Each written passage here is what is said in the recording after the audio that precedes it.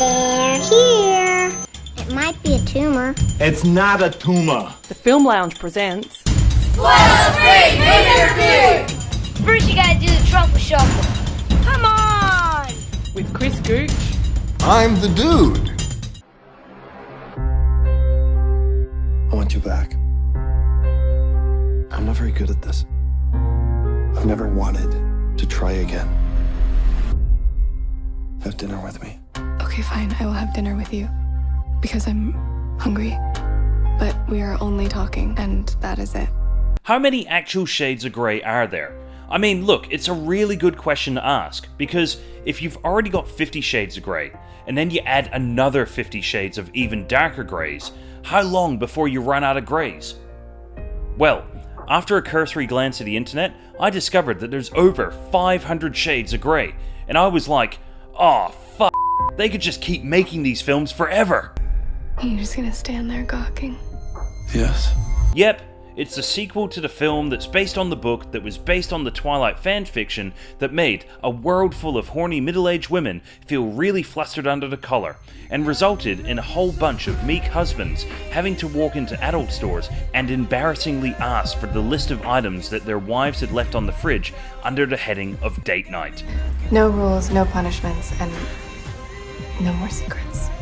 So, look, it's been 2 years since 50 Shades of Grey hit cinemas, and it actually made a decent amount of cash. However, with a change of director, scripting issues between the studio and the original book's writers, rumours of the key cast just plain not liking each other, along with the general belief among book readers that the second book just didn't live up to the first, the big question is, are people still smouldering for a glimpse of CGI-rendered pubes? The check, please. The erotic melodrama sees Christian Grey, the billionaire shirtless horse-whipping enthusiast, trying to win back Anastasia Steele, a vanilla woman who's very busy doing important business things to really consider a relationship with Abs Man. Although, as the film progresses, the two begin to do their thing again, and then that thing is complicated by the inclusion of other women in Christian Grey's life.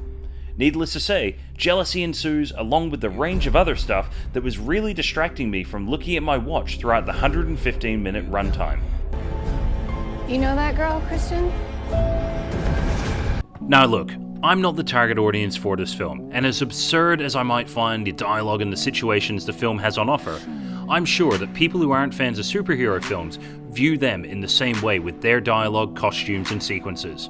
So, even though the film isn't for me, I can see its appeal for its target audience. You know, women who haven't discovered that you can get free porn on the internet.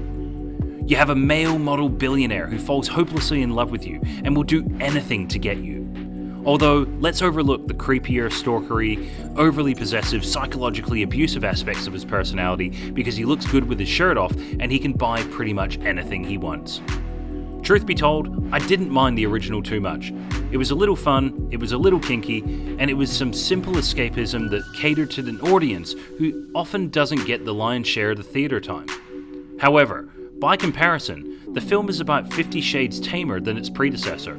The scenes are a lot less kinky, the dialogue not as sexually charged, and missionary seems to be the only position the film is interested in featuring. I'm sure I remember the first film taking more risks. This one is definitely 50 Shades of Vanilla. On top of this, the film features a series of just random moments that don't seem to have much consequence, which is just strange from a storytelling perspective. Characters come in and out of the story, and there is the potential setups and potential payoffs. However, there is no payoff, at least within this film. Characters get suddenly removed from the story, and then they're never spoken of again. They might show up briefly doing something that looks important, but once again, nothing happens. I was constantly asking my wife, does he come back? Was that important? Did that happen on purpose? Is that setting up for the third film? And the answer was often, I don't know, don't remember them returning in the book. And I don't know, for me, that's just poor storytelling. Missed opportunities and false setups only leave you feeling like the story could have been better, and that's not really the feeling you want to have coming out of the cinema. Overall, this film series has its dedicated following, and they will certainly be happy nonetheless. If you're on Team 50 Shades, I'm sure you'll enjoy it, but maybe not as much as the first film. If you're not on Team 50 Shades and you're being dragged to see it anyway, just try and view it as an unintentional comedy, and you're bound to gain some enjoyment from the film. 50 Shades Darker gets 20 out of 50 Shades of Vanilla. Or, if you're looking at it as an unintentional comedy, 35 out of 50 Shades of Comedy Gold. Baby, you got me. You got me. You got me. You got me. You got me. Got me. Got me. Got me. Do you think you're the first woman who's tried to save him?